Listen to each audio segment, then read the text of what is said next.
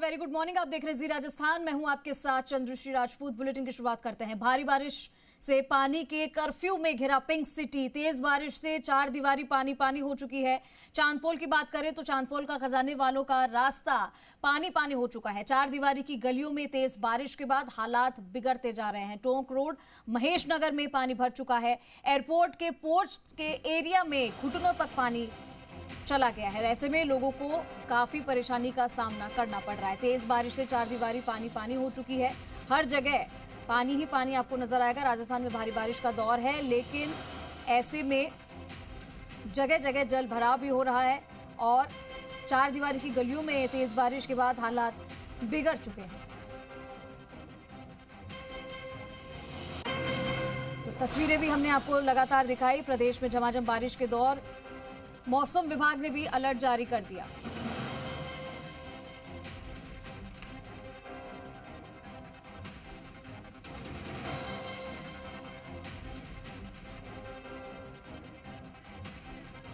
और चलिए दीपक गोयल मेरे सहयोगी ज्यादा जानकारी के लिए जुड़ चुके हैं, सीधा उनका रुख करेंगे। दीपक, पिंक सिटी पानी पानी हो चुकी है और तेज बारिश भी है, लेकिन रुक रुक कर मध्यम बारिश भी हो रही है। ऐसे में अगर हम पिंक सिटी की बात करें तो ना सिर्फ चांदपोल की बात करें, हर जगह पानी पानी नजर आ रहा है। क्या कुछ व्यवस्था है पानी निकासी को लेकर? ड्रेनेज व्यवस्था है या नहीं इस बार भी?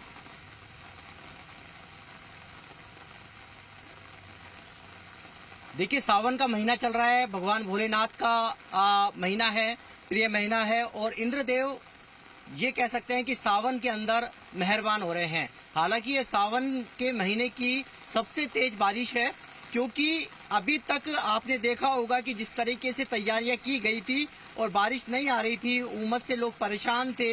लेकिन देर रात से जो बारिश आ रही है उससे कहीं ना कहीं लोगों को गर्मी से राहत जरूर मिली है और इस मेहरबानी का लोगों को बेसब्री से इंतजार था। बेसब्री से इंतजार इसलिए था, लोग पसीना पसीना हो रहे थे। अगस्त का महीना था, सावन का महीना चल रहा था, लोग इंतजार कर रहे थे कब मेघ बरसेंगे, लेकिन देर रात से मेघ बरस रहे हैं। और जिस तरीके से हमारे जो प्रशासन है उसने व्यवस्थाएं कर रखी थी और बारिश नहीं हो रही थी तो वो भी सुस्त पड़ा था। लेकिन अब एक्टिव मोड पर उसे आना पड़ेगा, सुस्ती को छोड़ना पड़ेगा। और अभी जो हालात हैं वो किसी से छिपे नहीं हैं। चार दीवारी से लेकर एयरपोर्ट तक का यदि हम हाल बताएं तो जगह जगह पानी जल भराव है, ड्रेनेज सिस्टम फेल है, सड़कों पर कचरा है और ये कचरा ओवरफ्लो होकर पानी के अंदर बह रहा है। 9 दिन से सफाई कर्मचारियों की हड़ताल है। अब ये पानी के साथ में कचरा बहने से सड़कों पर कचरा कचरा नजर आ रहा है, पानी नजर आ रहा है। और हम सीस्कीम इलाके में खड़े हैं, जो सबसे पॉश इलाका है। आपको तस्वीरें भी दिखा देंगे। हालांकि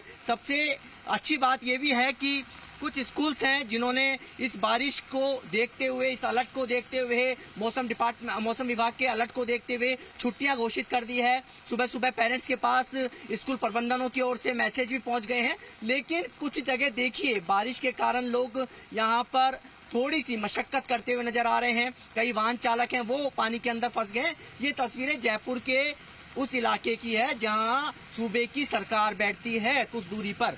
ये वो इलाका है 22 गोदाम सीस्कीम सचिवालय वाला, जहां पर बीजेपी का दफ्तर भी है कुछ दूरी पर। तो आप ये तस्वीरें सीस्कीम इलाके की है जहां पर हम आपको तस्वीरें दिखा रहे हैं। और इससे भी जब जो तस्वीरें आपने देखी होगी, जहां एयरपोर्ट पर आपने देखा लॉन्च में किस तरीके से पानी भरा हुआ है, लोग जो किस तरीके से उसको पार करते हुए अंदर पहुंच रहे हैं। तो ये तस्वीरें हमारे ड्रेनेज सिस्टम को बताती है कि हम इस बारिश को लेकर लिए, इस रहमत को हम सजोने के लिए हम कितनी हैसियत रखते हैं।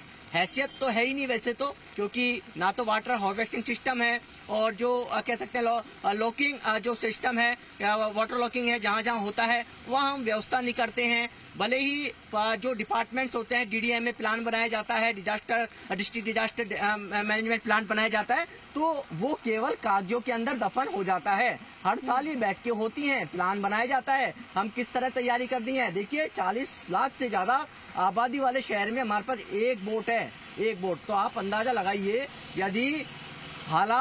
यदि बारिश ज्यादा आ जाए, पानी ज्यादा बरस जाए, तो हमारे यहाँ पर किस तरह के हालात को कंट्रोल करने के लिए हमारे पास संसाधन ही नहीं है। तो ये चीजें हमें सिखाती हैं और सीखने की जरूरत है उन सरकारी नुमाइंदों की, उन हुक्मरानों की जो दफ्तरों में बैठते हैं, जो प्लानिंग करते हैं, जो बड़े बड़े दावे करते हैं। बारिश जब 3 इंच की हुई थी जयपुर के अंदर पिछले दिनों इस मानसून के अंदर, तो एक सर्कुलर भी निकला था कि आप तमाम व्यवस्थाएं कीजिए, क्योंकि उसमें पोल खुली थी। पोल जब खुली तो ऑर्डर निकल गया, ऑर्डर क्या फिर कागजों में दफन हो गया। तो ये तस्वीरें जयपुर शहर की नहीं, राजस्थान के अलग अलग हिस्सों की आपको नजर आ रही होगी। करौली के अंदर आप देखिए पांचला के बांध का पानी की आवक लगातार बढ़ने से पानी छोड़ा जा रहा है, वहां भी हालात टिपिकल हैं। जयपुर के अंदर आप देखिए अलग अलग हिस्सों के अंदर जहां जल भराव की स्थितियां हैं वहां दिक्कत है। अभी तो सुबह हुई है, लोगों की नींद नहीं टूटी है, लेकिन जब लोगों की नींद टूटेगी तो उन्हें पता चलेगा कि जयपुर के हालात किस तरह है। हालांकि मैं चार दीवारी से जब ऑफिस की तरफ आ रहा था, हालांकि एक अच्छी बात है कि कुछ जगहों पर बिल्कुल पानी नहीं मिला, तो पानी निकासी हो चुकी थी, क्योंकि ये पानी धीरे बरस रहा है। यदि तेज बारिश हो जाए और धीमे बारिश नहीं बरसे तो हालात और बिगड़ सकते हैं। ये जयपुर हमारी राजधानी पिंक सिटी, जिसे स्मार्ट सिटी कहते हैं, जिसे हमें पिंक सिटी कहते हैं, जिसकी विरासत को देखने के लिए लोग आते हैं, लेकिन ये तमाम चीजें सब कागजों के अंदर दफन हो जाती है जब इस तरह की तस्वीरें नजर आती हैं जहाँ जल भराव वाली स्थिति आती है। देखकर तो हमें नहीं लग रहा है कि किसी भी तरीके से किसी भी एंगल से स्मार्ट सिटी है। दावे वादे हमेशा किए जाते हैं, लेकिन वो सिर्फ पेपर वर्क ही रहता है, धरातल पर तो ये सब कुछ नजर आता है, यही हकीकत है।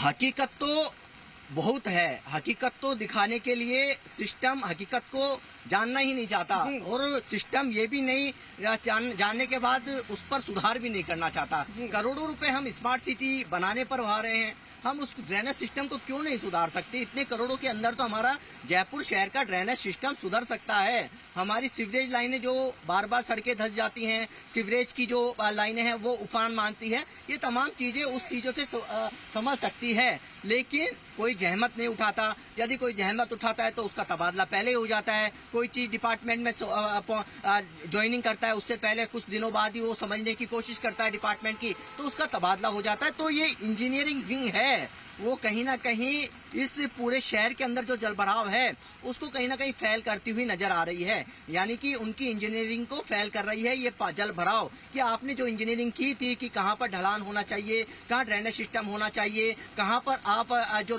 वाटर लॉकिंग जैसी स्थितियां पैदा हो जाती है, सीकर रोड हो, वीकेआई हो, सांगानेर इलाका हो, या कह सकते हैं कि आपका बेनाड रोड हो, सिरसी रोड हो, ये वो इलाके हैं जहाँ पर अभी तक ड्रेनेज सिस्टम बना ही नहीं और कॉलोनियां बस गई, यानी कि आधी आबादी जयपुर की बिना ड्रेनेज सिस्टम के अभी रह रही है। अभी आपसे कुछ देर देखिए, अभी तो बारिश हुई है, अभी नीचे से अभी आपको थोड़ी देर या शाम तक ऐसी खबरें आने लग जाएगी कि यहाँ से सड़क धंस गई, यहाँ से सीवरेज लीकेज हो गई, लीकेज होने से नीचे नीचे धीरे धीरे कटाव होता रहा, सड़कें धंसती रही। तो ये हमारे सिस्टम की खामियां हैं। यदि हम समय रहते चेते हम पूरी प्लानिंग से काम करें, हम मानसून के टेंडर कब करते हैं, नालों की सफाई के टेंडर कब करते हैं, जब बस केवल मानसून आने में कुछ समय रह जाता है। हम प्रॉपर साल भर सफाई क्यों नहीं करते हैं? यदि हम साल भर सफाई करें, हम यदि मेंटेनेंस सही ढंग से करें, यदि हम सड़कों का मरम्मत करें, तो आपको आज शहर के अंदर यदि इस जल भराव के अंदर यदि कोई निकल रहा है तो संभल के निकलिए, क्योंकि आप खुदा ही आपको इस जयपुर के खड्डों से बचा सकता है। क्योंकि सबसे बड़ी बात है, क्योंकि भगवान के भरोसे ही आपको घर से निकलना होगा, क्योंकि जयपुर की शहर की सड़कों पर सड़कें नहीं, गड्ढे ज्यादा हैं और गड्ढों के अंदर सड़कें दिखाई देती हैं। जगह जगह सड़कें खोद रखी हैं। एक प्रयोगशाला जयपुर को बनाकर रख दिया है हमारे इस सिस्टम ने, इस सरकारी सिस्टम ने। घोषणाएं होती हैं, उससे ये आप देखिए रोड कट की अभी पाबंदी है, लेकिन जगह जगह आप देखिए सरकारी एजेंसी हो जाए, गैस एजेंसियां हैं, टोरंटो हैं, या अलग अलग जो हैं, उन्होंने जगह जगह लाइनें खोद रखी हैं। भले ही आदेश निकले हो कि आपको परमिशन लेने की जरूरत है रोड कट की, लेकिन शहर के अंदर आप जहां देखेंगे, जिस जगह देखेंगे, आपको या तो सीवरेज उफान मारता हुआ नजर आएगा, या जगह जगह आपको खड्डे नजर आएंगे, या आपको कहीं ना कहीं लाइनें पाइपलाइनें डलती हुई नजर आएगी। तो ये तस्वीरें हैं, और देखिए इन तस्वीरों के कारण शहरवासी परेशान है। अभी control room, flood control room है, उसके फोन गनगनाना शुरू हो गए हैं। वो कह सकते हैं कि मिट्टी के कट्टों की डिमांड है, मड पंप की डिमांड है, ट्रैक्टर ट्रॉलियों की डिमांड है, लेकिन हमारा सिस्टम सुस्त है। सुस्त इसलिए था, उनको पता था कि बारिश तो होने वाली नहीं है, सुस्ती आप पूरी तरीके से कर लीजिए, लेकिन इस समय एक्टिव होने की जरूरत है। मेयर, सौम्या गुर्जर हो, मुनेश गुर्जर हो, दावे बहुत करते हैं। आप सड़कों पर निकलिए, जनता के हाल जानिए। आपको शहरी सरकार की मुखिया है, जनता ने आपको चुना है, उनके हालचाल जानिए कि किस तरीके से इस बारिश के अंदर लोग परेशान हैं। उतर के तो देखिए आप पानी के अंदर, थोड़ा आप चल के तो देखिए जो लोग सीवरेज के पानी के अंदर रहने को मजबूर हैं, या कह सकते हैं कचरे के ढेरों को ऊपर से गुजरने को मजबूर है। आप देखिए, आपको जनता ने सिर्फ आपको अपना मतदान करके एक वोट कीमती जो होता है, जिसे लोकतंत्र की मजबूती कहा जाता है, आपको कतारों में लगकर उन्होंने वोट दिया है। तो शायद आप उनकी भी समस्या सुनिए। तीज फेस्टिवल बनाने से या इन सब से होने वाला कुछ नहीं है। आपको जनता की जो आपने वादे किए थे, जो जनता से आप चुनाव जब लड़े थे, जनता के बीच में गए थे, तो उन वादों को पूरा कीजिए, जिससे आपको जनता याद रखे कि आपने जो वादे किए थे वो पूरे किए नहीं किए। नहीं तो फिर अभी आप 1.5 साल का समय बचा है, पूरा हो जाएगा, 3.5 साल का है। जयपुर में कुछ ऐसा नया तो नवाचार हमने देखने को नहीं मिला कि जयपुर के शहरवासी बोल सके कि ये शहरी निकायों ने अच्छा काम किया है। लेकिन इतना जरूर है कि नगर निगम सरकार बदलने के बाद में जयपुर नगर निगम के जो कमिश्नर हैं, उनके बदलाव के बाद में सिस्टम में सुधार लाने की कोशिश की थी, लेकिन ये हड़तालें उस पर सब पर पानी फेर देती है। तो नहीं दिखी थी। हेरिटेज नगर निगम जो महापौर हैं, वो भी, उन्होंने भी अधिकारियों को अलर्ट रहने के लिए कहा था, और फील्ड में जो अधिकारी है वो घूमते हुए नजर आए थे। तो फिर ये ऐसी स्थिति आज फिर से देखने को कैसे मिल रही है? क्या सिर्फ उन्हें एक ही बार उसी वक्त कहा जाता है? क्या ये स्थिति बनती है तभी उन लोगों की नींद खुलती है? पहले व्यवस्था करने के बारे में कोई नहीं सोचता, और ये हर साल की दिक्कत है।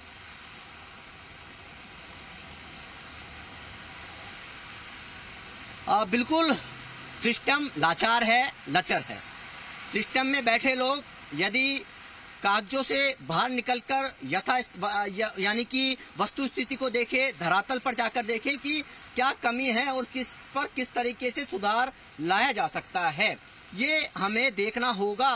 हमारे इंजीनियर बैठकर प्लानिंग करते हैं बड़ी बड़ी, लेकिन आप इस प्लानिंग तभी सफल होगी जब आप लोगों को सहूलियत दे पाएंगे, जनता की समस्या को आप दूर कर पाओगे। जब आप जनता की समस्या को दूर नहीं कर पाओगे, प्लानिंग आप करते रहोगे, तो उससे कोई मतलब नहीं है। वो मतलब केवल आप कागजों में प्लानिंग करते रहिए, किसने आपको जाना है? वही शहरी सरकार आएगी, बदलाव होगा, हर 5 साल में बदलाव होता है। 3 एजेंसियां जयपुर के अंदर, हाउसिंग बोर्ड है, जयपुर विकास प्राधिकरण है, जयपुर नगर निगम हेरिटेज और ग्रेटर है, 2 बन गए हैं। जनता को उम्मीद थी कि शायद 2 नगर निगम बनेंगे, तो उम्मीद थी, लेकिन आप देखिए तस्वीरों के अंदर, फिर आपको दिखाएंगे कैमरा पर्सन ब्रजेश की किस तरीके से ये पानी क्यों बढ़ता है। क्योंकि हमारे यहाँ ड्रेनेज सिस्टम नहीं है, हमारे यहाँ निकासी का सिस्टम नहीं है। वाटर लॉकिंग जैसी स्थिति के लिए हमारे अफसर जिनके ऊपर जिम्मेदारी है, वो जिम्मेदारी, देखिए फर्राटे भरते हुए जो गाड़ियां आ रही हैं, वो किस तरीके से ये पानी है वो किस तरीके से